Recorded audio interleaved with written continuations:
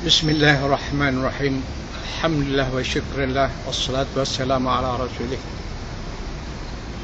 Kita bersyukur kepada Allah Subhanahu wa taala kerana menghidupkan kita, menjadikan jasad kita sehat dan menjadikan hati kita juga sehat. Tumpuan dan keutamaan kita adalah bagaimana untuk memastikan hati kita sehat dan bagaimana untuk mengekalkan hati kita sehat. Kerana hati amat penting. Dia menjadi tilikan pada Allah Subhanahu wa taala. Dia akan menentukan segala amalan yang akan dilakukan. Dialah ibarat raja akan mengeluarkan perintah. Dan apabila hati itu baik dan sihat, dia akan melaksanakan fungsi dengan sebaik-baiknya. Bagaimana kita dapat menjadikan hati kita sebagai sehat? Sudah tentulah fitrah daripada ditentukan oleh Islam bahawa panduannya adalah dengan panduan Islam itu sendiri. Yang pertama, hendaklah kita mendidik hati. Ada usaha dan usaha kita untuk mendidik hati itu supaya menjadi baik. Kerana hati yang baik, dia akan mempunyai tempat letaknya keimanan pada Allah Subhanahu wa taala.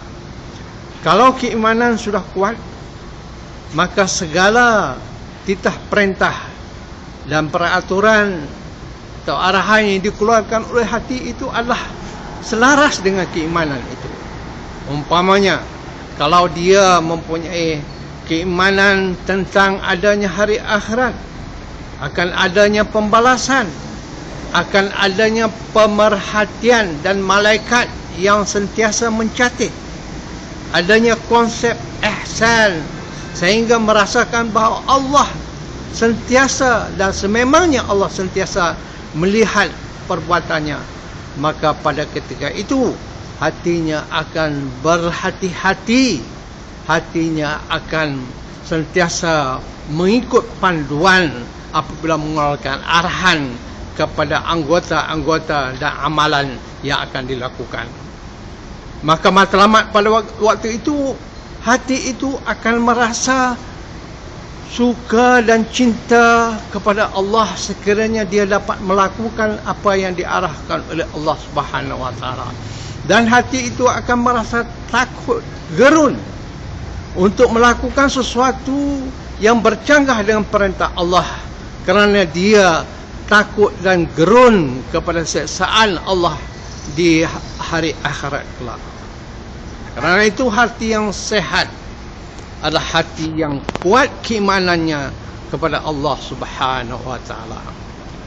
Kemudian kita mendidik hati supaya bersifat dengan sifat-sifat mahmudah, sifat yang terpuji, sifat yang telah ditentukan oleh Rasulullah sallallahu alaihi wasallam dalam kehidupan baginda Rasulullah sallallahu alaihi wasallam, yang ditunjukkan sifat-sifat itu di dalam amalannya. Umpamanya sifat sabar dan syukur. Kita haruslah mendidik hati itu supaya bersabar, sepertinya sabar ulul azmi, sepertinya sabar yang ditunjukkan oleh Rasulullah dan sahabat-sahabat. Sabar dalam melaksanakan ketaatan kepada Allah Subhanahu wa taala. Sabar dalam beribadat. Sabar di dalam menghadapi ancaman dan cobaan daripada musuh-musuh Islam. Sabar dalam menghadapi kesusahan apabila ditimpa dengan ujian dan musibah. Semua kesabaran ini memerlukan hati yang sehat, yang cekal, yang kuat. Kemudian kita mendidik hati supaya menjadi bersabar, menjadi bersyukur, supaya hati itu menghargai segala nikmat yang diberi oleh Allah Subhanahu wa taala, supaya hati itu sentiasa menghargai dan memuji Allah di atas segala nikmat tersebut. Nikmat yang paling besarlah iman dan Islam, dan begitu juga dengan nikmat yang lain di dalam hidupnya, seperti nikmat kesehatan, nikmat akal, nikmat mempunyai ilmu, nikmat harta benda, nikmat dalam keluarga dan kedudukan, dan sebagainya. Nikmat yang banyak lagi yang dirasai, dinikmati dalam di atas muka bumi ini. Maka hati yang bersyukur itu adalah satu hati yang sehat. Dua sifat ini kalau kita berpegang kepadanya, maka hati akan menjadi tenang. Sekiranya segala kesusahan yang menyedihkan, maka dia akan bersabar, dia akan datang ketenangan. Ketenangan kerana merasakan bahawa segala nikmat itu adalah daripada Allah, adalah pinjaman. Dan kalaulah dia hilang, dia akan sebenarnya kembali Allah mengambilnya semula yang telah dipinjam kepada kita. Kerana itulah kalau dalam kesusahan dianjurkan kita supaya berdoa dan menyatakan inna lillah wa inna ilaihi raji'un. Kita semuanya daripada Allah, segala nikmatnya daripada Allah, akan kembali kepada Allah. Kita akan kembali juga kepada Allah, dan nikmat itu akan diambil semula bila-bila masa. Dan kalau kita pula ketika diberi nikmat, maka hati itu bersyukur, berterima kasih.